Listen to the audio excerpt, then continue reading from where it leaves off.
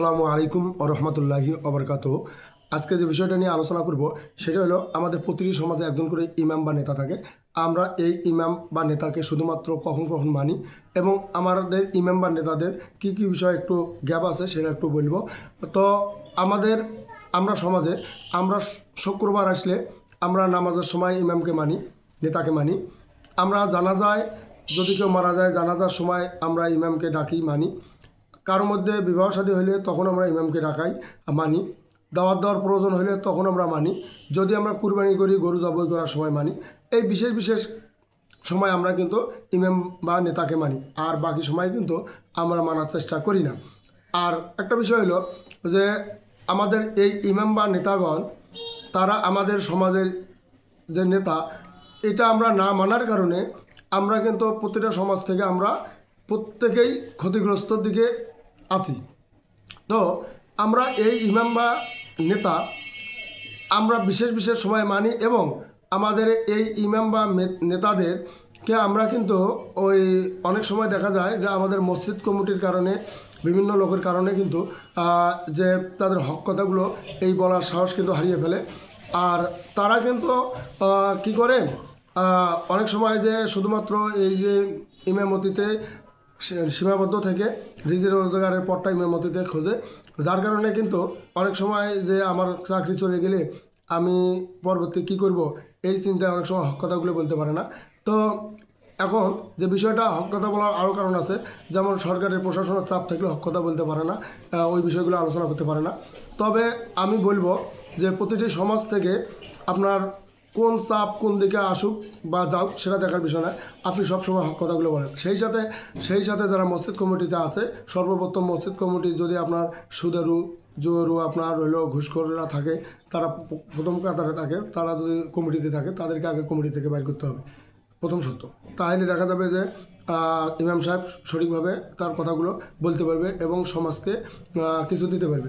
এবং আমরা যারা সমাজে আছি আমরা শুধু ওই বিশেষ বিশেষ ওই সময়ে ইমামকে নয়, আমরা যত সব সময় মানতে পারি সে ব্যাপারে আমাদেরকে অবশ্যই সচেতন হতে হবে। এখানে আমাদের ইমাম সাহেবদের কিছু আবার গ্যাপ আছে, যে তারা যে নেতা, এই নেতার ভাবটা সমাজে কিন্তু বাস্তব সমাজে অনেকেই প্রেজেন্ট করতে পারে না, নিজেকে উপস্থাপন করতে পারে না, এটা একটা সমস্যা। আর এই যে আমি শুধু ইমামতি দিয়ে চলবো এই চিন্তাধারা থেকে আমাদেরকে বেরিয়ে আসতে হবে। আমি নামাজ পড়বো 5 ওয়াক্ত, আমি নামাজ পড়াবো, আমার অন্য কোনো রুজি রোজগারের পথ থাকবে, আমি নামাজের পর আমি অন্য কোনো কাজ করে আমি রুজি রোজগার করব, যাতে করে আমার যদি ইমামতি নাও থাকে তারপরও আমি যেন চলতে পারি, আবার ইমামতি করিয়েও যেন হাজিয়ে ছাড়াই আমি ইমামতি করতে পারি, এরকম একটা মানসিকতা আমাদের থাকতে হবে।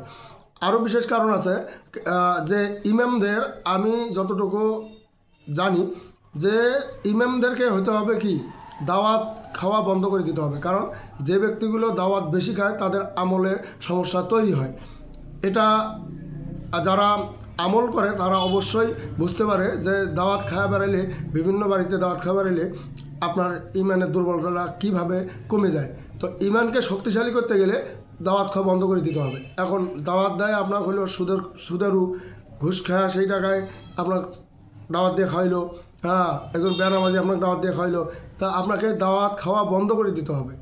ইমামতি আপনি যদি নিজেকে যোগ্য করে তুলতে চান তাহলে আপনাকে কিছু কিছু জিনিস মানতে হবে অবশ্যই, এবং আপনার ইমামতি থাক কিংবা যাক এটা দেখার বিষয় না, আপনি হক কথাগুলো সমাজে প্রতিদিন বলবেন, বলার চেষ্টা করবেন।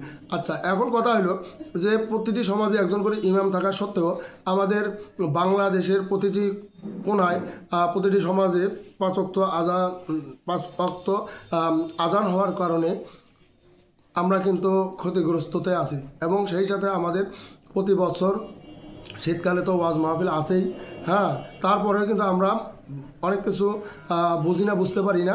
আমরা শুধুমাত্র বিশেষ বিশেষ কারণে সময় আমরা মসজিদে যাই, আমরা মানি। আর মূল বিষয়গুলোকে আমরা হলো মুসলমান, কিন্তু হলো শুধু নামে মোহাম্মদ দিয়ে মুসলমান, আমরা কিন্তু আসলে মূলত মুসলমানের আত্মসমর্পণকারী মুসলমানের দলে নাই। তো এই আত্মসমর্পণকারী মুসলমান বানাতে গেলে অবশ্যই যে ব্যক্তিটার কথায় মানুষ আত্মসমর্পণকারী হবে সেই ব্যক্তিটাকে আগে ঠিক হতে হবে, সেই ব্যক্তিকে আগে সহি হতে হবে। তাহলে না সম্ভব যা আমাদের প্রতিটা ইমাম বা নেতা দিয়ে সমাজকে পরিবর্তন করা। তা আমি আহ্বান জানাবো, আপনারা যারা ইমাম আছেন তারা অবশ্যই আপনাদের কিছু কিছু বিষয় আপনাদেরকে মানিয়ে চলতে হবে। মানুষের বাড়িতে ঘন ঘন দাওয়াত খাওয়া বন্ধ করতে হবে। আপনি যে একজন ইমাম বা নেতা, আপনার যোগ্যতাটা সবার মাঝে উপস্থাপন করতে হবে। আপনার হাদিয়া দেখ কিংবা না দেখ, আপনি রেজেকের জন্য অন্য ব্যবস্থা করে আপনি ইমামতি করার চেষ্টা করবেন এবং হক কথা বলবেন। তাতে কোন নেতা, কোন চেয়ারম্যান, কোন এমপি বা সমাজের কে আপনার বিরক্ত হইলো, ভালোবাসলো না, এটা দেখা যাবে না। আপনাকে অনেক কিছু ত্যাগ স্বীকার করতে হবে। যদি এভাবে বাংলাদেশের প্রতিটি মসজিদ থেকে এক ইমামগণ তাদের কে নিজেকে শোধরে নিয়ে সমাজের জন্য সমাজে প্রতিটি সমাজে ইসলামের কথাগুলো, হক কথাগুলো ছড়িয়ে দেয়, কেমন করে আত্মসমর্পণকারী মুসলমান হওয়া যায়, এই বিষয়গুলো নিয়ে আলোচনা করে তাহলেই সম্ভব যে আসলে আমাদের মুসলমানের সংখ্যা বাড়ানো। তো তাই আমি আহ্বান জানাবো আমাদের এই ইমাম বা নেতাদেরকে, আপনারা আপনাদের জায়গা থেকে আপনারা সঠিক পন্থায় চলে আসুন। আপনারা হক কথা বলা শুরু করুন। আপনারা নিজেরাই ঠিক হন। আপনাদের অনেক যেটা গ্যাপ থাকবে, গ্যাপটা পূরণ করার চেষ্টা করেন। তাহলে আমাদের সমাজ লাভবান হবে, উন্নতি হবে এবং মানুষগুলো আপনার জন্য বুঝতে পারে যে আসলে আপনি প্রকৃত শুধু মসজিদের ইমাম না, বাহিরেরও ইমাম, সবখানে আপনি ইমাম বা আপনি নেতা।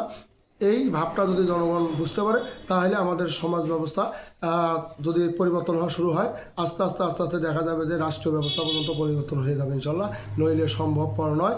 আগে আমরা সমাজ থেকে আমাদেরকে এগিয়ে আসতে হবে, নইলে আমরা শুধু ওই রাষ্ট্রে দাঁড়িয়ে আমরা অনেক কিছু পরিবর্তন করবো, এটা সম্ভব হবে না।